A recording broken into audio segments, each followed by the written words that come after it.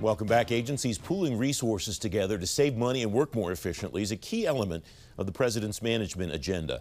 The push for shared services started decades ago, and it's accelerated under the Trump administration. Robert Shea is National Managing Principal for Public Policy at Grant Thornton. He's former Associate Director at the Office of Management and Budget.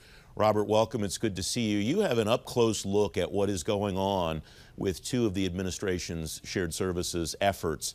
What's the difference between what we're seeing today with the QSMOs and what's been going on in shared services in government in the past? Because it strikes me they're two kind of different models. Yeah, I was perusing old laws the other day, Francis, and came across a provision of the 1990 CFO Act that actually, when it set up the CFOs across government, encouraged them to find ways to consolidate financial systems, because they knew, the Congress knew in its infinite wisdom, that agencies would be buying the same kinds of things, and there's an opportunity for efficiency there. So that's one example of something that we've tried to accomplish over time. During the Bush administration and a little bit during the Obama administration, we took the autocratic approach, which was thou shall migrate your systems to one of a limited number of shared services. The Trump administration has taken a little bit softer approach, setting up these quality shared management services operations called QSMOs, quality shared management operations. Quality Service Management Organizations. Thank you very much. I don't have my acronym game on this morning. I knew somebody needed to bail you out. Thank you. So, in that case, they've set up these organizations that are designed to establish marketplaces and working closely with customer agencies to set up standards and drive consolidation, but in a way that's much more customer focused, so that over time agencies will want to migrate to these services, not necessarily be forced to adopt them.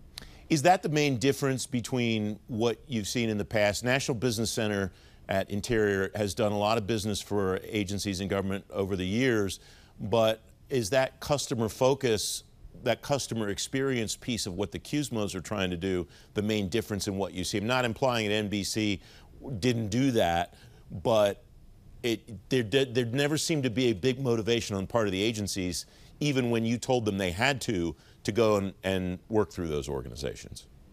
That's right. Your incentive to be customer focused when your customers have no choice but to use you is limited. The government overall has improved its customer service culture and expertise. So that is a major theme, a major factor in the drive to shared services under the Trump administration. Making sure you're asking the customer what they want, constantly assessing the extent to which you're providing services that satisfy the customer, and modifying and adjusting should you need to do better.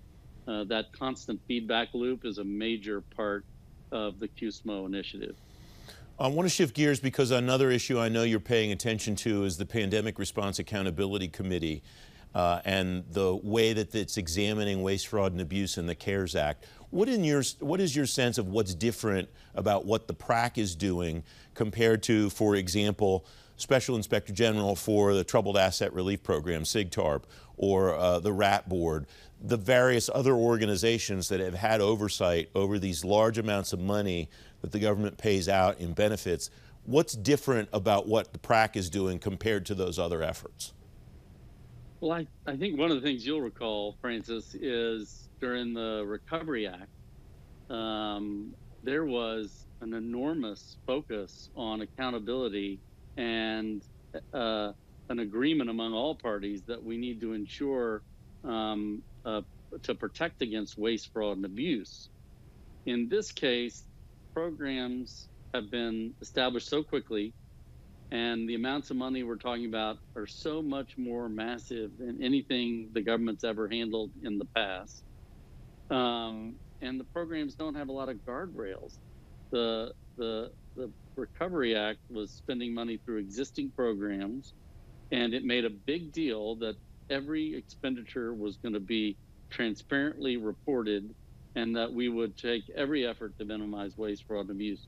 That has not been the case in this situation, notwithstanding the fact that we've got a special congressional committee, we've got the PRAC that you mentioned, we've got the Special Inspector General for Pandemic Recovery, in addition to GAO and the Inspectors General.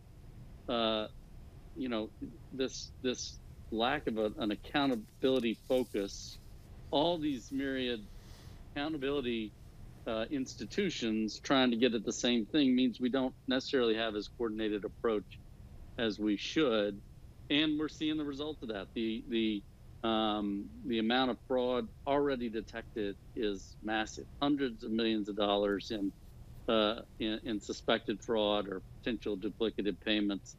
So we're a little bit chasing our tail here, trying to get a handle on this. Robert Shea, thanks very much as always for coming on. It's a great tie. Good to be with you, Francis, and thank you so much.